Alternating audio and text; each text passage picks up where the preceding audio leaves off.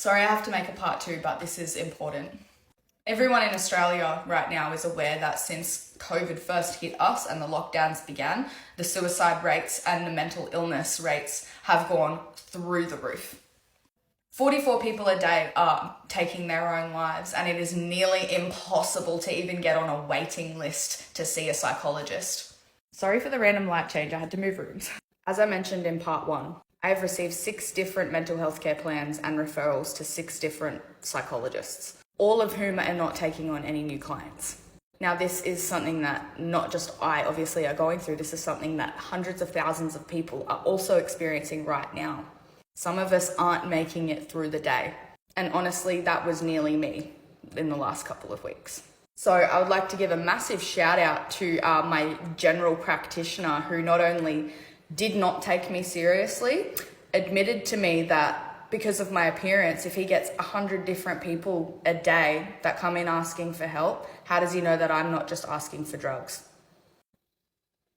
The man that makes you pay a $60 fee to get laughed at.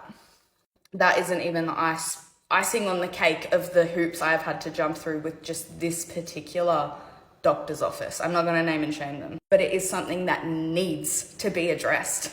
It wasn't until I painted the picture to this specific doctor, who was registered on the mental health care website, the Lofty website, where you can pay to get a mental health care assessment, which they will then send that to the GP. So when you go there, they know what's up. He was one of like 2 on the Gold Coast that were actually registered to the Lofty report that I paid for.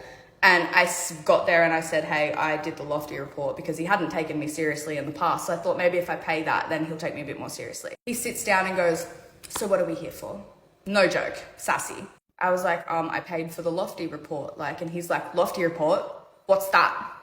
I'm like, can we dial down the defensiveness, please? What? Anyway, I was like, you should know what that is, blah, blah, blah. Anyway, I had to paint the most brutal, vivid picture of my life for this man to take me seriously.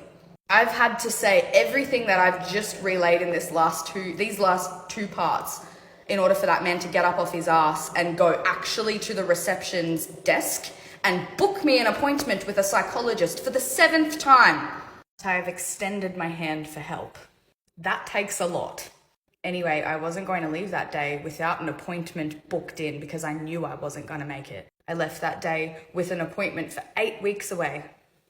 But wait, the funny thing is, that was 8 weeks ago. I thought maybe I should give them a call and double check. No record of me on their system.